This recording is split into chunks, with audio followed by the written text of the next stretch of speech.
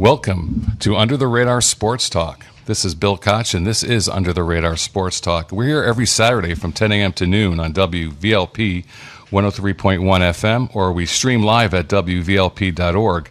As always, 2 hours of commercial-free and uninterrupted sports talk. We talk NFL, NBA, Major League Baseball, NHL, and college sports. You can follow us on Twitter at UTR, on Twitter at UTR_sports_talk, or like us at UTR Facebook page, UTR Sports Talk. And wow, there is a lot of stuff going on. And the hardest thing is to try to figure out what to talk about. Like a lot of sports shows, they're on every day of the week, and it's a little bit easier. So here we have to pick our spots. But I'm excited about today because I got two great guests, and one of my guests is coming back again, and we had him on for the WrestleMania recap of WrestleMania, and I wanted to have him back for the recap of SummerSlam. This guy knows his wrestling, I can tell you that, and he's got a show on Sunday nights, and he is the Metal Professor. Ken Luther, how you doing this morning, Ken? I'm doing great. Thanks for having me in. I'm sorry your great guest couldn't be here, but I'm happy to sit in his place. Who's my? Oh, you are my great guest. Okay. And my other great guest, who also really surprised me last week, this guy, Mark Maloney, is here, and he gave us a great preview last week of SummerSlam. Yeah, absolutely. Yep. And he's back to talk about it with you, Ken. So you guys can go toe-to-toe here. Okay. All right, so to speak, good. right? Wrestling Yeah. toe-to-toe. But before we begin, I want to cover a couple of housekeeping matters. The first housekeeping matter, tomorrow, we're having the Region Sports Cards and Collectibles Expo, Sunday, August 26th, at Villa Caesar Hall, 900 Eagle Ridge Drive in Cherryville, Indiana, from 10 a.m. to 3. This show is given by a friend of mine who runs it, Mitch LaRock of Forever Young Sports Cards, and there's going to be a ton of sports cards, lots of memorabilia, wax boxes, box breakers, autographs, comics, vintage toys, and collectibles. Turk Wendell will be signing autographs from 10:30 to 12:30. It's $20 an item. Paul Popovich will be signing autographs from 1 to 2, $10 for any item. Advance tickets at www.csac.biz or 708-837-9760. You can buy cards. You can sell cards. You can trade cards. It's just a great time. There's going to be a packed house there. I think there's going to be a lot of people there tomorrow. I think if the weather's bad, it's actually going to be better. I think there'll be more people, Mark, right? You think? I would agree. If the weather's bad, because nobody can sit out in the sun. So we're going to go. It's going to be a great time. I'm going to be there. I'm going to set up a tent and talk to a lot of people and interview some people, maybe go live on Facebook or something, so it's going to be a lot of fun. One other shout out, this week marked my 4-year anniversary of Under the Radar Sports Talk.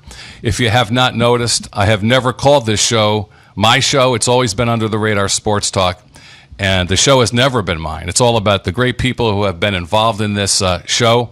And with that, I want to first thank John King for putting me in touch with Greg Kovich, the station manager, who thought a sports show would be a great idea. He recommended that I speak to Paul Schreiner for final approval, of course, which I did. And I was nervous, Ken, the first time I had to be interviewed by Paul Schreiner. A little bit more nervous than if I was on a job interview. Yeah, he can be intimidating when he's sitting across you at the table. Yeah, so I didn't bring my rap sheet with me. I left that one home, so that was good. But without the support, and that went well, the interview with Paul, and without the support of John, Greg, and Paul, UTR would have never been a reality. I want to thank the following members of WVLP for giving me support and positive feedback over the last 4 years. So let me name these guys here, and hopefully I don't miss any of them. Tony Ortega, Bill Moran, Christopher Papia, Joe Alessi, Brett Hill, Keith Friedland, Paul Urena, Jane Schreiner, Jane Sanders, Mr. Ken Luther, who's here today, Robert Ralph Feddersen and Terry Feddersen, and Mickey Camp, Valerie Steele, and John Kowalski. I also want to thank the following people who have given up their time on the weekend to talk sports with me over the last 4 years.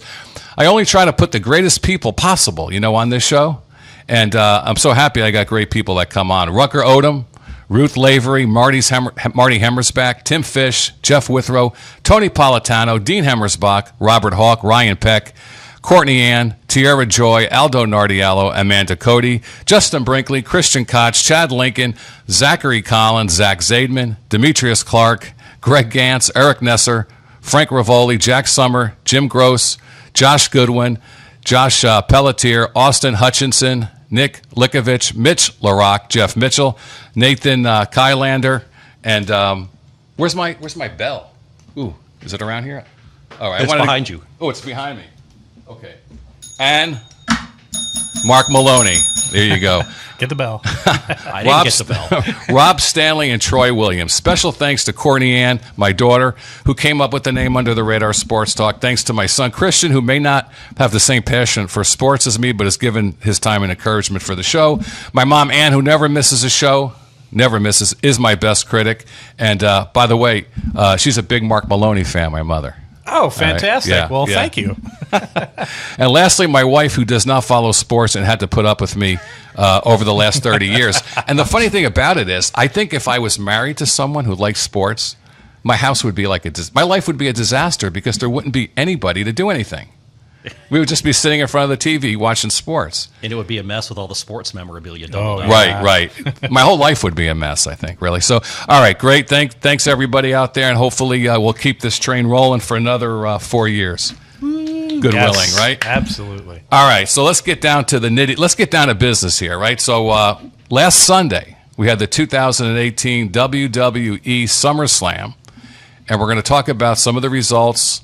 We'll recap it. Maybe you guys can tell us, maybe you guys want to give us a grade for each match in terms of, the excitement level or the or what it really meant to the WWE. We had 4 major title changes and a big time finish, right? So let's start off with this kickoff show match. Absolutely. Ken? So we got the first match that they broadcast was Andrade Cien Almas and his usually manager, but in this case tag team partner Zelina Vega taking on Rusev and his real life wife and sometimes manager-ish person. They used to call them valets. Right, Right. exactly. We haven't heard that word for a while. Thank you for whatever you did, by the way, right there. That Yeah. Oh, yeah. I saw him turn a knob, and now I can hear myself in the microphone. Okay. Is that all right? You okay? Yeah, it's perfect. Okay. You okay too? Yeah, All right, absolutely. good. It's great. And Lana was his tag team partner. So this was, I guess, the background to this isn't really as important as what might come out of it, because this was one of the first times that Andrade Cien Almas had a chance to get in front of a huge WWE crowd. He showed up on SmackDown a couple of times, but he's going to be one of those people to watch over the next few years because he's spectacular, and he spent some time in NXT, was NXT champion for a while, and really kind of honed his character and his work in the WWE style. And so this was his big breakout event in terms of a huge WWE pay-per-view. So with the tag team match format that they had, the match itself, you take it or leave it. Mm-hmm. Yeah. But I think, noting this as his sort of, I don't know if I want to call it a breakout performance, because he's had other performances that are more standout, but just as his big first opportunity. Right. So this was a long event, the whole SummerSlam, Mark, wasn't it? It was really long. When you look at the weekly shows, Raw goes 3, SmackDown goes 2, and then with this new format, the pay-per-views, especially SummerSlam, go to 5 hours, and that's a long show. Yeah, it is a long show, but a good show, right? I mean, these matches, what I read about it was the fact that during these kickoff show matches, people were still coming in, right? It was kind of like a... Yeah. Yeah. And I'll make an admission here that since my show is on Sunday night, I don't get to watch these things live. Okay. Which is almost better, because then I get to start watching it when I get home, and I can fast forward through the intermediate parts and just kind of watch most of the matches. And it compresses this 4 or 5 hour monstrosity down into a much more manageable chunk of time. Right. So, Mark, you have anything on that first kickoff match? No, I agree 100%. I think Almas is a real talent. I think he's going to shoot to the top here in a short amount of time. Rusev's an interesting character because he's a big guy, he's a bulldozer, and he gets near the top a lot. Like he just recently had a title match, and Right. now he's opening SummerSlam. So they do this a lot with him. I don't know if he gets in the doghouse or what his issue is, but Rusev and Lana, who's his valet / wrestler, they open the show, which is kind of a weird spot for them, but nonetheless, I think it was to showcase Almas for sure.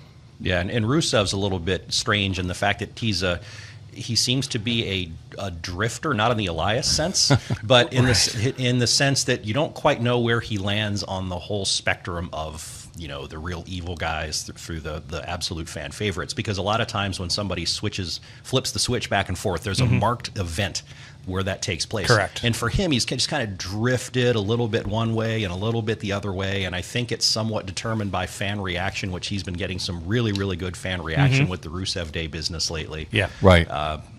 And so he's kind of drifted over towards being a fan favorite, but he had previously been somebody we were supposed to not like, and there's never really been one milestone event that made us switch from one to the other. Right. So hopefully they'll pin that down. He's got to win, right? To be a fan favorite, at some point you got to start winning.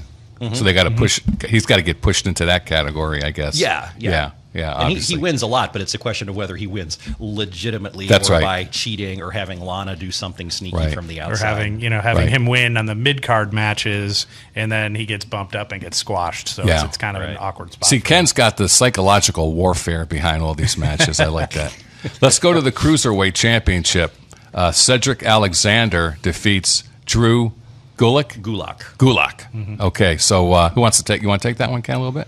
Sure. Okay. Again, this match was between two really spectacular performers. I can't say that it was the best match that I've seen them in, but again, sort of like what the match represents, 205 Live has really come into its own recently. This is sort of an auxiliary show that's on the WWE Network, which features what they call the cruiserweights, 205 pounds and below. And these are the guys that do a lot more of the upside-down acrobatic move sets that can be really, really exciting to watch. Right. And so Cedric Alexander has been the champion on that show for quite a while. Drew Gulak is the person who's been campaigning for no flips and no acrobatic stuff. He just wants punches and brawls in 205 Live. And so this was sort of a showdown between the two of them. But again, like the match before, having these guys get their chance, even though it's on the pre-show, but still in front of that huge SummerSlam crowd and immense media attention that surrounds everything, was a really good opportunity for them. Right, Mark. I agree 100% with that take on it. I think these guys are great. And it's nice to see that WWE went back to the cruiserweights, because it is an exciting wrestling match when you watch it.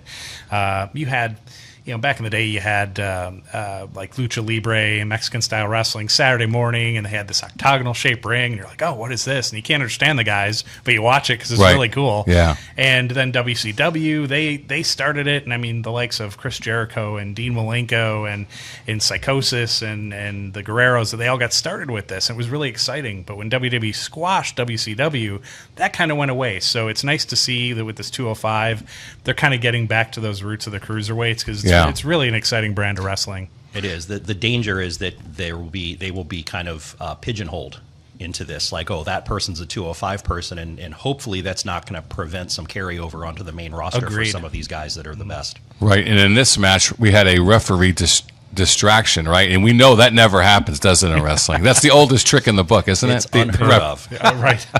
The old referee. I remember when I was a little kid, right? The first time I saw that, I realized life wasn't fair, All right, so let's go to the Raw Tag Team Championship. The B team defeats the Revival through a pinfall to retain the title, Mark, right? Yeah, the B team's kind of interesting. These are generational wrestlers on the B team. Curtis Axel's dad was Kurt Hennig, who's a fantastic wrestler, probably one of the most underrated wrestlers of all time. His tag team partner, Bo Dallas, his father was, IRS. What's his name? Mike Mike Rotundo, Erwin R. Shyster. Right, exactly. Whatever incarnation there was of him. So they, in talent-wise, even individually, these guys are really good young wrestlers, and they never really been able to find a spot for them. So they had them with The Miz for a while. He got off The Miz. They're on this B team. And, hopefully they keep them together for a while and see where this B team thing goes. I think there's a little something to it. In the Revival, they came from NXT. They're really, really a great tag team, and so we'll see where this goes. I thought they'd give Revival a shot and put the straps on them, but they didn't. Yeah, hopefully sometime. The Revival are very old school. So, for folks in your age bracket, Bill, Yeah, thanks. No, it's okay. you might. Yeah. So, if you remember the Four Horsemen, the old Anderson types of people, Right. they're not that. They're smaller than those guys, but it's that style. In Right. fact, their slogan is, what is it? No flips, just fists. Just fists, yeah, or something like Yeah, that. yeah. But they're really, really good at what they do, and they gel very well as a tag team together. Right. And then this was the match where we had the distraction. The referee was distracted in this match, I think. I think I got it wrong. I said the last match. So the referee was distracted once again late in the match as Scott Dawson rolled up Axel, right? In this one. So and that seems to be a B team thing, too, where they almost win on accident. Yeah. Yeah.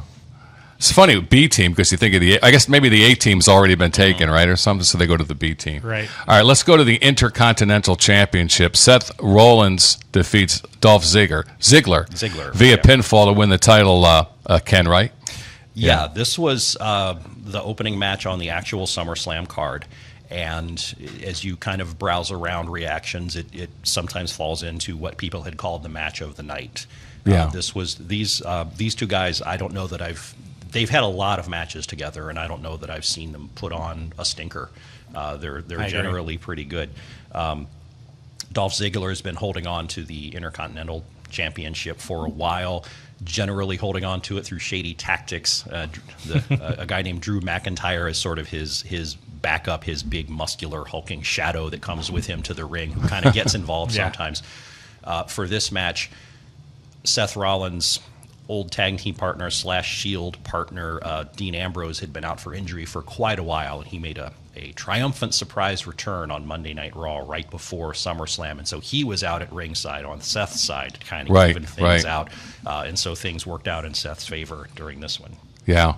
And Mark, on the anything on the Intercontinental Championship? Oh, it definitely was one of my favorite matches of the night, no doubt. Of these pay-per-views, there's always like a handful of matches you're really looking forward to, and this was definitely one of them. Seth Rollins and Ziggler, they're professionals, and when they go in the ring, as Ken said, they don't usually disappoint, and they put on a fantastic match. And having the guys at ringside was kind of secondary to that, but it was enough to just make it interesting. But it was a great match. Those guys are excellent wrestlers. Is this the best match of the night, or pretty close to it?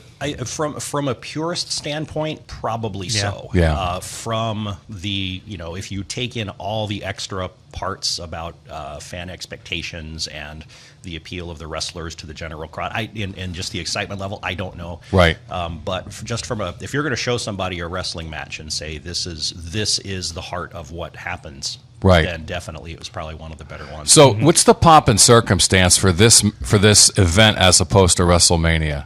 Because drawing reference to other sports, the Super Bowl, for instance, the media hype is just nuts. Is the media hype a little bit less here for SummerSlam, or is it on equal footing with WrestleMania, you think? It's a little bit less than for WrestleMania. Yeah. I think I call these the two high holy days of the wrestling year: WrestleMania weekend and SummerSlam. It's like Christmas and Easter. So I guess it depends which one is your favorite. The WrestleMania has more pomp and circumstance. It's also more about getting media attention.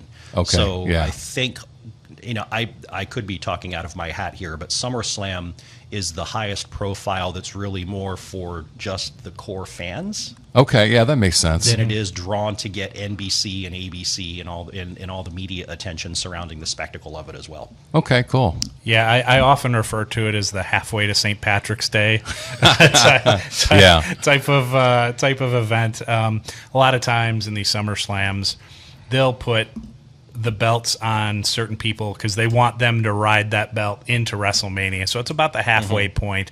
So a lot of times they'll do that, and then they'll start their planning towards WrestleMania in terms of like, you know, who they're going to have come up with certain rivalries and developing certain characters to do certain things. So, you know, when I look at the dates of these events, I don't know if it's done for this reason, but it seems like the major sports are sort of in a transitional phase, you know, in end of March, April, right? That's WrestleMania. And then this event, baseball season kind of winding down, football season starting up. So I don't know if that goes into when they want to have these things. Obviously, they don't want to schedule them right in the middle of the heart of the end of the football season, you know, or they probably don't want to put them on in the middle of the NCAA basketball. I don't know.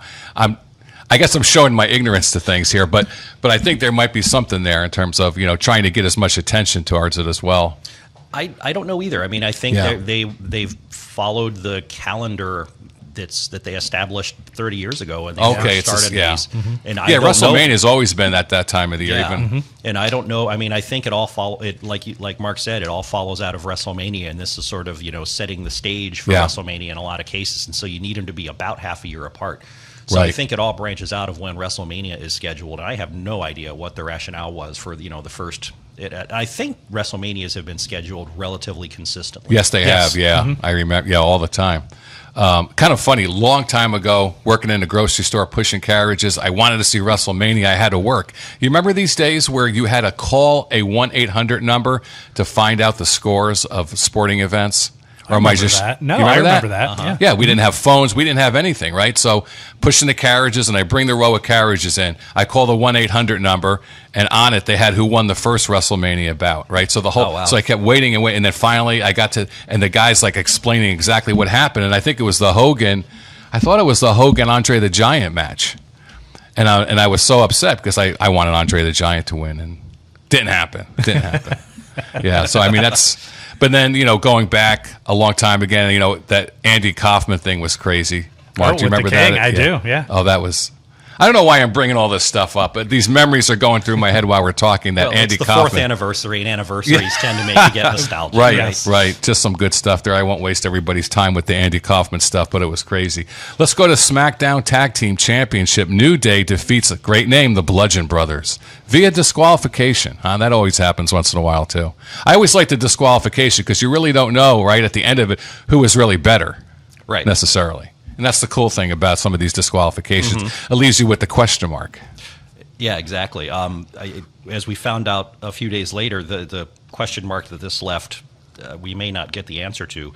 It turns out that one of the two Bludgeon brothers, Rowan, was it? Eric Rowan, suffered a bicep injury either before or during the match. Finished the match out with a torn bicep, which tells you something about what these guys do. And so what if they had something planned for these teams together going forward? That's obviously on the table for a while. But yeah, the Bludgeon Brothers is a tag team that's sort of a descendant of another stable, the Wyatt family from a couple of years ago. Two very large, imposing guys. They come to the ring with big, like, Mjolnir, Thor hammer, big sledgehammer type things. And at the end of this match, they attacked the New Day with their big sledgehammers, and so that's why they were disqualified. Wow. Yep. And for months they've been just beating on everyone like that. And to these guys' credits, for big guys, they move fast, and it's you know, when they're in there and they're working, they're really entertaining. And I was hoping at some point there's this team called the Bar, and it's Sheamus and Cesaro, and individually they're world champion caliber, you know, wrestlers. So I was hoping we'd get to that point, and I think they probably were going to start moving that way, and now of course that won't happen. Yeah. And you know, this is sometimes these, like right now, New Day, sometimes these tag teams just get on a roll and they just become fierce and unstoppable. You know, it depends on which one it is, but when they get on a roll, it's like you just sit there and watch all these matches before you get to the big event, and you just know what's going to be happening here usually. Oh yeah. But, I was going to say just an interesting footnote to this. In the New Day, one of the characters is named, one of the performers is named Xavier Woods. And when you delivered your Gutenberg Bible of sports notes to us by email, around page 300, you started, there was like page after page after page of charts of NFL players and positions, and I saw a name, Xavier Woods, in one of those charts. Yeah. Probably not the same guy, but I just thought that was a really interesting probably not the same guy. Although there's been football players. I mean, There has been football players have been wrestlers, I think, hasn't there? Big John Studd. Yeah, I think even George the Animal Steele was a high school football player. Big John Studd played football? Yeah. Okay. There's a lot of folks that evolve out of at least college football. I mean, The Rock was a college football. He played. Oh, that's was at right. The Florida Rock, State. right? Miami Roman played for the Reigns was a Hurricanes. college football Yep. player. Yeah. And then you had Too Tall Jones was a boxer, or after he stopped Correct. playing. Too right. Tall was in a WrestleMania, though. Right. I think he was in a Royal Rumble or a Battle Royal match. Yeah. And Steve McMichael was a Four Horseman for Right. a while. Oh, he was. Okay. What about Yep. the Fridge? Wasn't he in William think Perry? he- I thought he had a special match once. Yeah. He was thrown in there. Yeah. Yeah. So crazy. All right. So let's go to the Money in the Bank briefcase. Ken, why don't you just tell us what that means? Like, what is this match about? Okay, well, A little bit of a gimmick to this one, All I think, right? I will tell you what the Money in the Bank is, and then I'll throw it over to Mark to talk about the match, because in my process of fast forwarding through stuff, I actually missed this match because it Okay. was so quick, and I never went back to watch it again. So Oh, Mark will okay. have to tell you about the match itself. But the Money in the Bank. Money in the Bank scenario is there is a pay-per-view during the year called, cleverly, Money in the Bank. And I think it's in June. And there's a huge tournament or battle royal, and there's a ladder, and above the ladder is suspended this briefcase hanging from a cable down from the ceiling. And whoever manages to retrieve the briefcase, to climb the ladder and retrieve the briefcase, gets the Money in the Bank briefcase, which contains a contract allowing the person to challenge for any title at any time that they see fit. Wow. And so this becomes sort of a plot device in future shows, wondering, is this the time the person's going to run out and cash in this? You know, say the person who's the champion has just had a really, really hard match and they're just exhausted in the ring. Maybe that's when the person with the briefcase is going to run out to take advantage of the situation and try to beat the champion for the title at that time. Right. Okay, Mark, what do you think? Well, Braun if- Strowman defeats Kevin Owens, right? If you blinked your eyes, you missed the match. I mean, that's basically how it went. Wow. Yeah, they've been building up this, if you want to call it a rivalry, for a short time. And I think Owens pushed him off a ladder once, and that just made him mad. And then Owens was always running around, hiding from him, and hid in a porta potty. And Strowman tipped. I mean, so they always had all these little backstage gimmick things going on, and so it was kind of entertaining. But when this match came out, Owens is a talented enough guy. I think he came from the Hart Dungeon of training, if I remember correctly. And so he's a talented guy, big guy, but talented.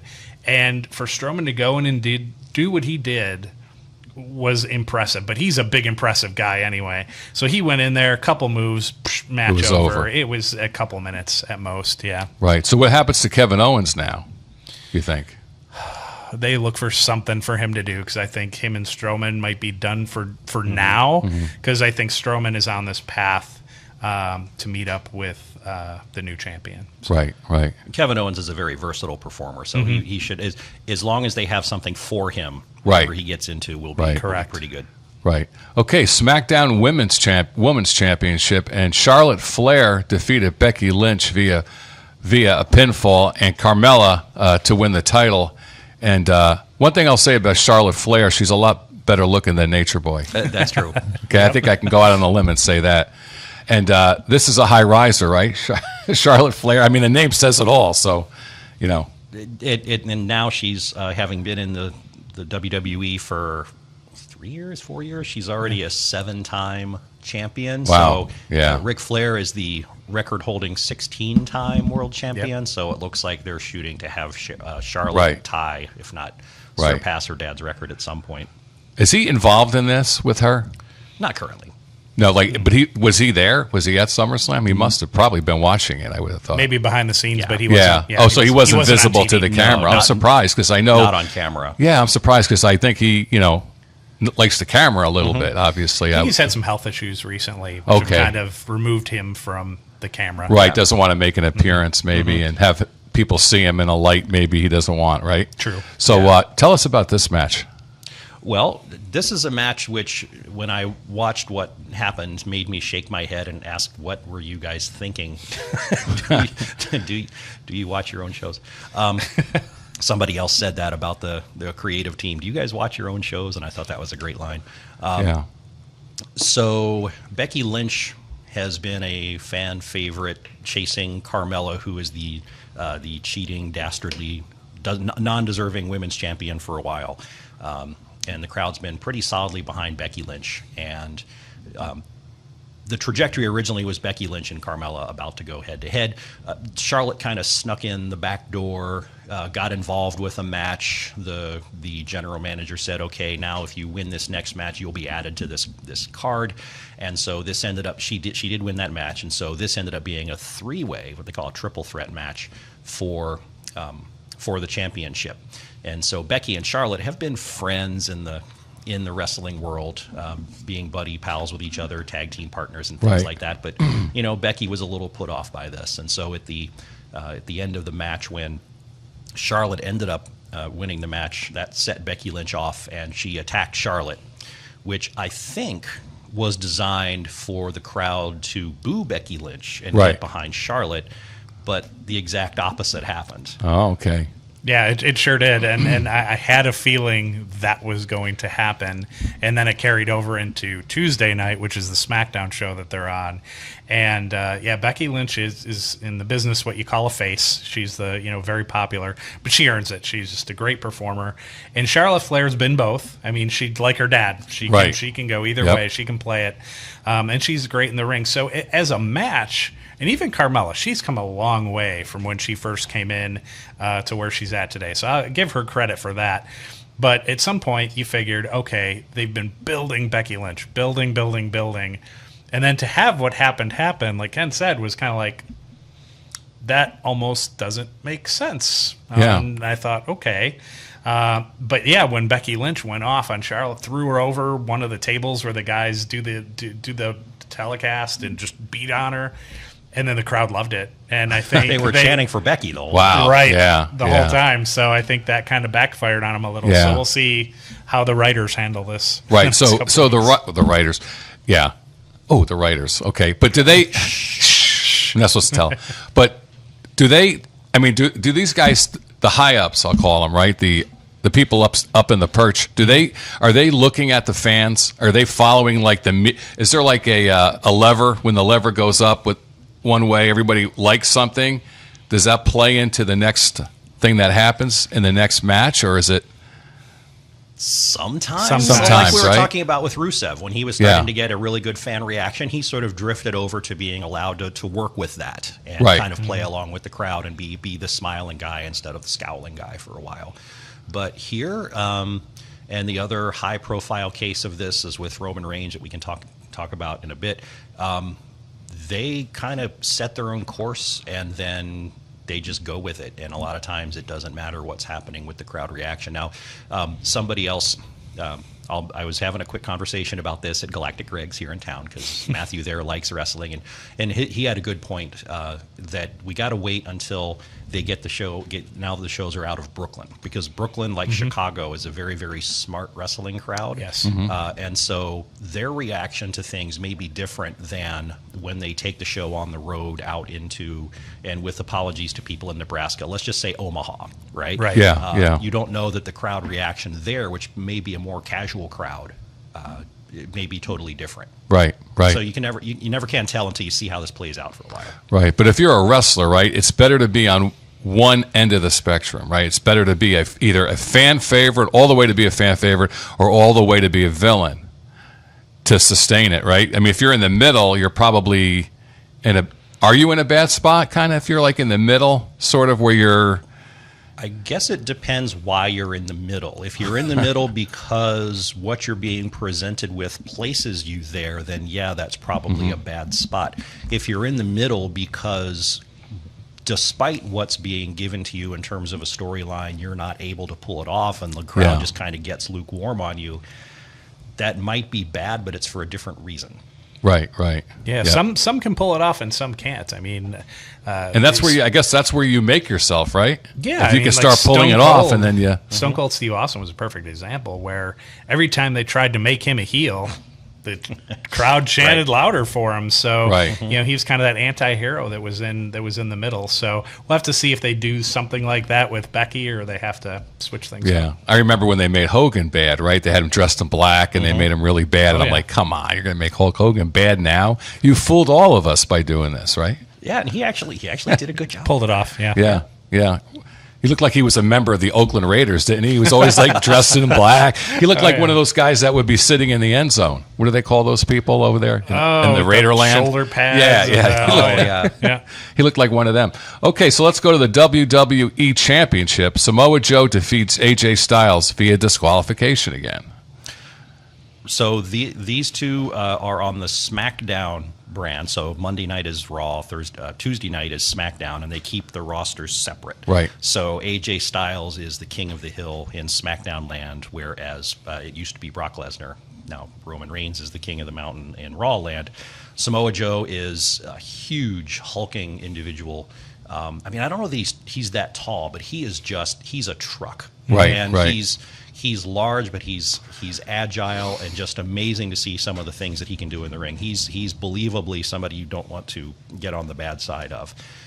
He's been going after AJ, and recently they've been pulling in the AJ Styles family, where Samoa Joe has taken a couple of shots at AJ Styles being a champion and being away from his family too much, and et cetera, et cetera, et cetera. So they had a good solid physical match for like 90% of for about 90% of the time that this confrontation was taking place. Sure. And then something pretty interesting happened at the end of it. I don't know if you want to. Yeah, I'll take that. They're outside the ring, and AJ Styles on the ground. He's beat pretty bad, and Samoa Joe gets up on a table and looks towards the crowd where his wife and child are, and makes this comment about, hey, I told you, your daddy would be home tonight.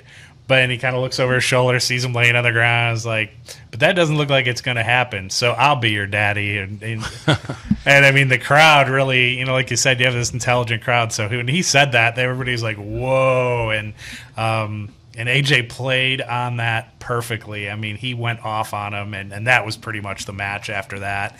AJ beat on him and then went into the crowd, and things are kind of uncomfortable with, with his wife and everything. And he was bleeding, and there was a comment they probably didn't want aired, but his kid was like, oh, Daddy, you're bleeding. And, like, his child was kind of like maybe slightly upset that, Right. And so that was kind of weird, but that went offside. But I think of the way they ended it like that, they're building up for something long term. This is going to be going on for a while. And these two wrestlers came from a wrestling show called TNA, which tried to be a competitor for WWE and got squashed, of course. But these two were their top performers. And so the wrestling crowd a couple of times, TNA. So I'm sure Vince McMahon was probably biting his lip during that. But these two have been wrestling each other for a long time. So it was entertaining. Great. And this was an example of a disqualification and a beatdown after a match, which was designed and successful at getting the crowd on the side of the right person. Because Correct. The way this played out, AJ Styles, who is the champ, he's the face, the good guy.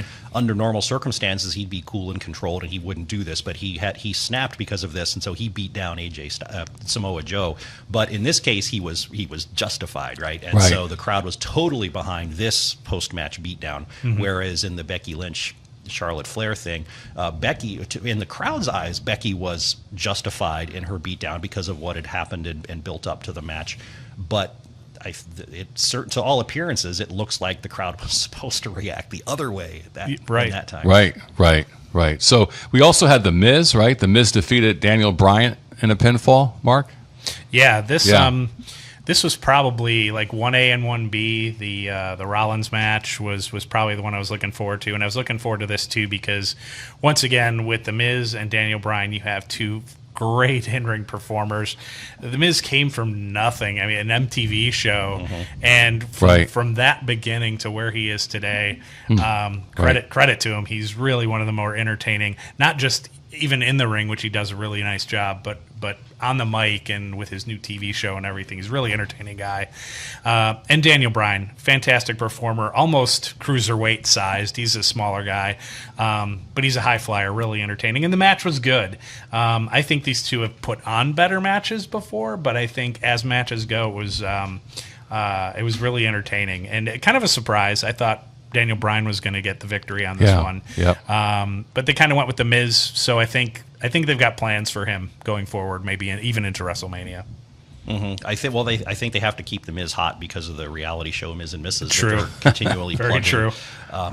Yeah, this was the payoff to a feud that's between these two that's been going on for years, and it's really, really rare that there can be a continuous storyline evolving through wrestling for years and years and years through different shows and Right. different eras, but still stay coherent.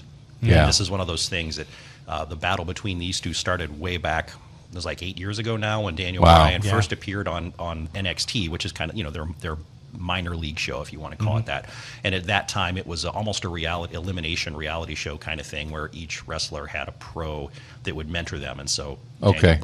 The Miz was Daniel Bryan's mentor, and they butted heads from the get-go. And so they've been going at each other for years. And every once in a while, something will happen to make this blow up again. And the two will get in each other's faces and have something go on for a while. Then it'll kind of subside, and then it'll come back again. Right. So with Daniel Bryan having been out for injury for a long time, where he actually had retired for a while, it was looking like there would never actually be a final payoff to this. And I don't even know if this is really the final payoff, but it could be one if it needs to be. Yeah. So it was nice to Correct. see them get that completion. Mark, it sounds like the Red Sox and the Yankees, Pretty close. or the Bears and the Packers. Yeah, however you I want. can't think of another current rivalry in the WWE that probably Right. is up to that right Yep. now. So Finn Balor. Is it Balor? Finn Balor? Did I get that one? Yeah, all right. Defeats Baron Corbin. Yeah, it was a match. right, yeah. Okay. All right.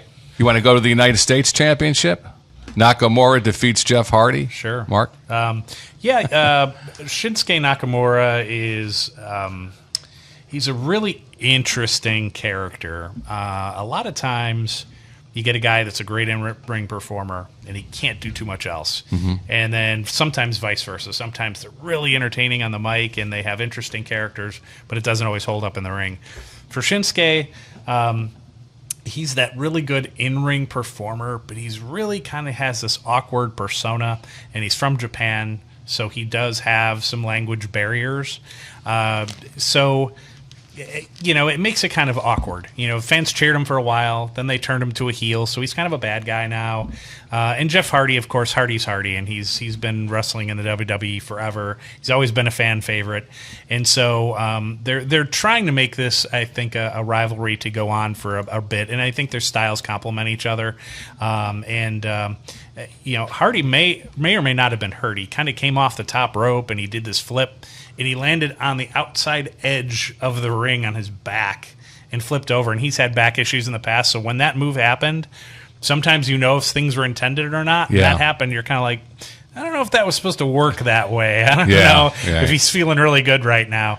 But Nakamura got the victory, and I don't think this is over yet. This will probably go on for a bit. Yeah, and even if a move like that is planned, these guys do so much for our entertainment, and you see him do a move which would normally, 6 times out of 10 he's going to miss the move anyway because his opponent will roll out of the way, and he'll land flat on his back from a pretty good height, but in the ring, which is not a pillow by any means, but No. it's certainly not as hard and unforgiving as the edge, the apron of the ring. So to see him land spine down right on the 90-degree angle Wow. of the ring like Yeah. that, it's like, dude, come on, you don't have to do this. Yeah. Right. Yeah, and it's amazing how these guys don't get hurt more often.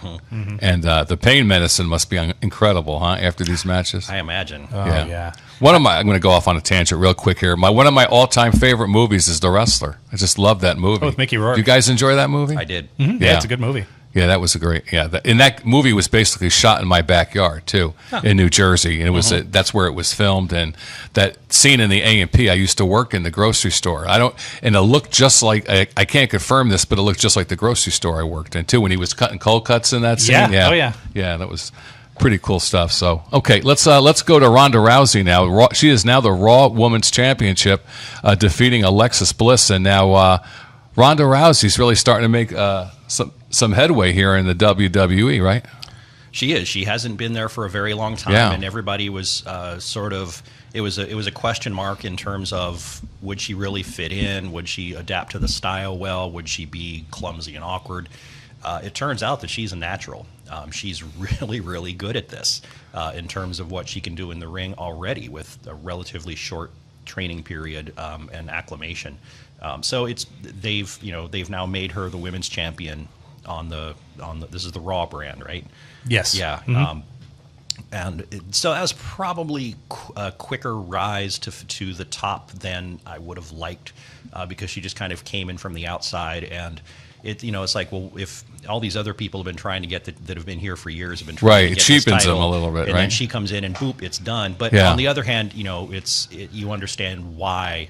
Yeah. Why this needed to happen because of her fame and the publicity that will bring. Yeah.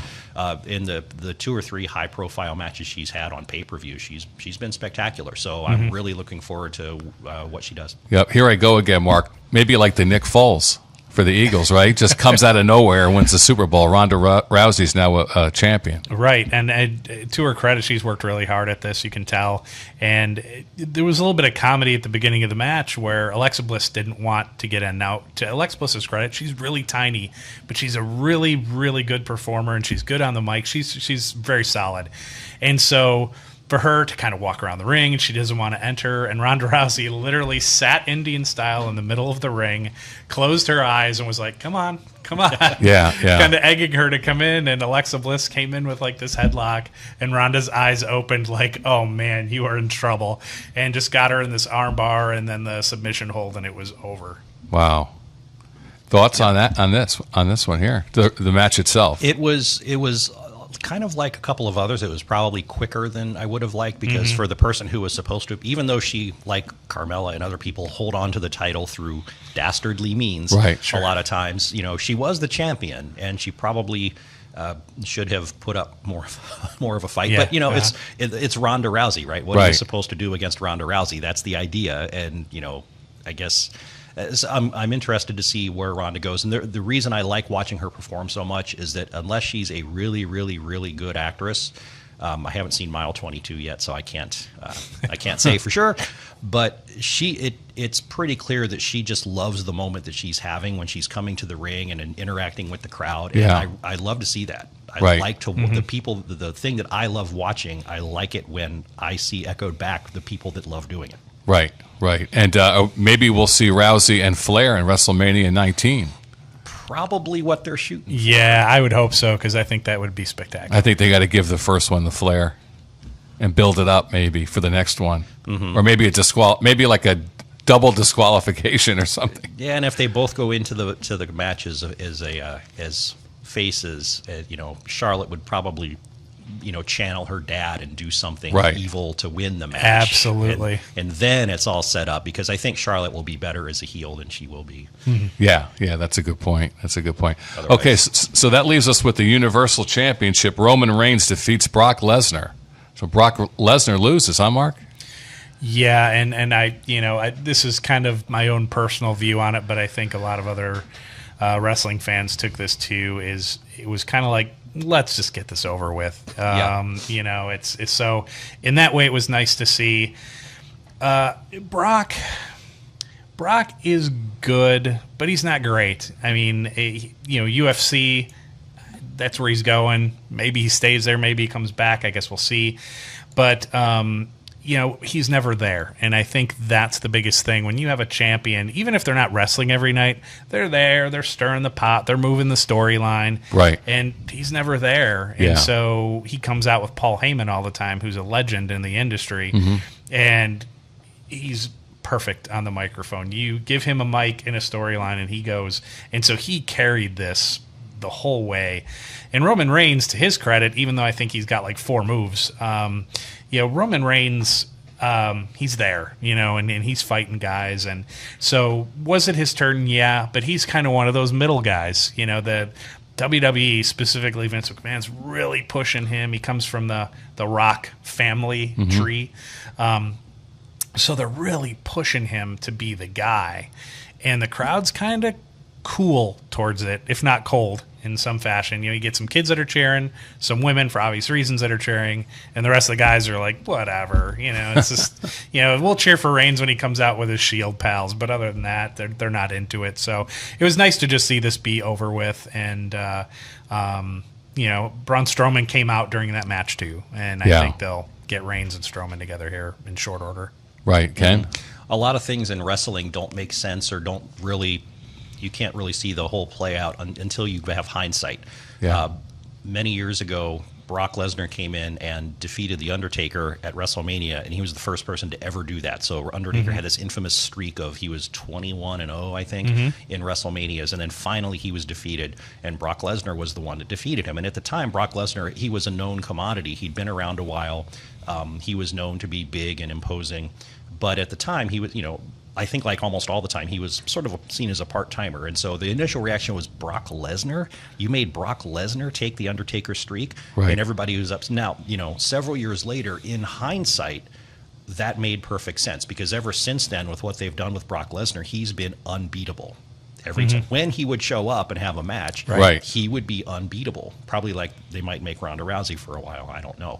And so in hindsight, it's like, it actually makes sense that Brock Lesnar defeated The Undertaker, because that was the kickoff to his long reign. But like Mark said, it's it probably his reign as champ overstayed its welcome. I think it diminished the championship on the television show because it was not present. Right. At least in my mind, because it wasn't present and being defended a lot. So hopefully that'll improve over the next short period of time. So Ken, where do we go from here now? SummerSlam's over, right? We got 6 months?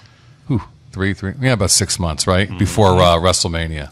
Well, you'll have, it's 6 months for WrestleMania. You'll have 5 pay-per-views in the meantime, at least, plus special shows. The next one will be Hell in the Cell. Yes. I think that's the next one. And so a lot of the fallout from SummerSlam will be leading to that. I don't know why we still call them pay-per-views. It's because we don't have a better name for them. But they aren't really that anymore. They're just network specials. I guess some people still have to buy them on Comcast or whatever, but it's not necessary anymore.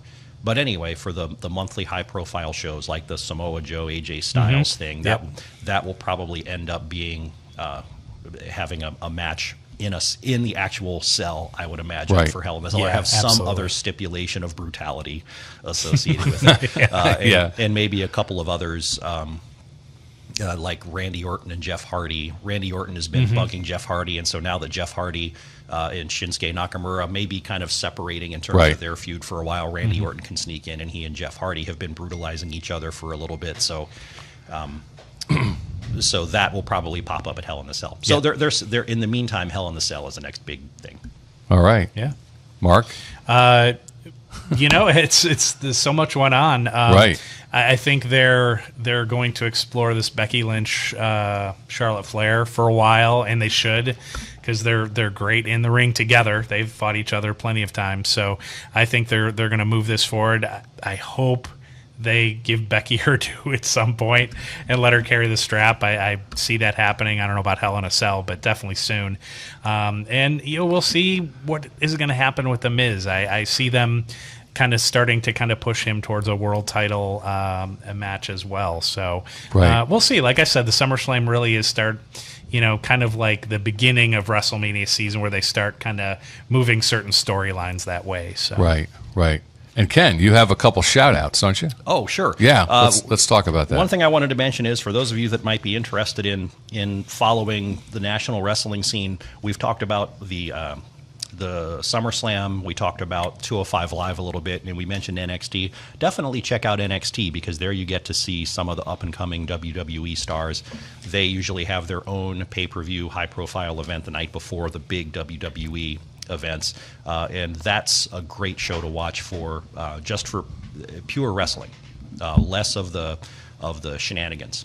Right. And when there are shenanigans, they're tightly tied to what's supposedly going on. For those of you that are wondering why grown men would like wrestling in the first place, and you want to experience it for yourself, I just wanted to plug a show that's going to be happening tonight in Griffith. There's a group called Backbreaker Wrestling. They're running a card they're calling Super Slam. Okay. And that's going to be tonight at 6 o'clock at the Hildebrandt Hall of the St. Mary's Catholic Church Center out there in Griffith.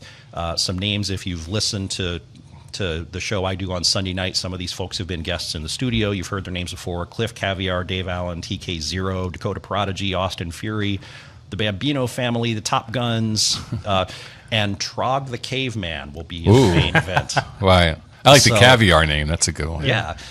He is the luxurious one. That's his nickname. But this is really family-friendly entertainment. It starts at 6 o'clock. It'll probably be done by 8:30, so you can bring the kids. They can be home in time for bed. Right. It's a Saturday night. Yeah. So keep them out till 9. It's a treat. Go get ice cream afterwards.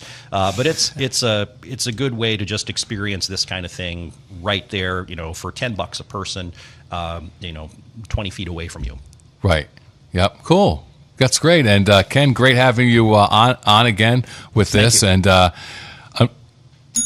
we're gonna talk about some other things here, but you're more than welcome to sit here and listen and interact with us here and hang around. I may do that. I will probably have very little to add, but we'll work you in. We'll work you in. So. Well, we got 5 minutes before our station break, so let's see if we could get some Urban Meyer discussion in here. Now, right, Mark? We got to just briefly talk about this a little bit, right? Because this is a big story. Yeah.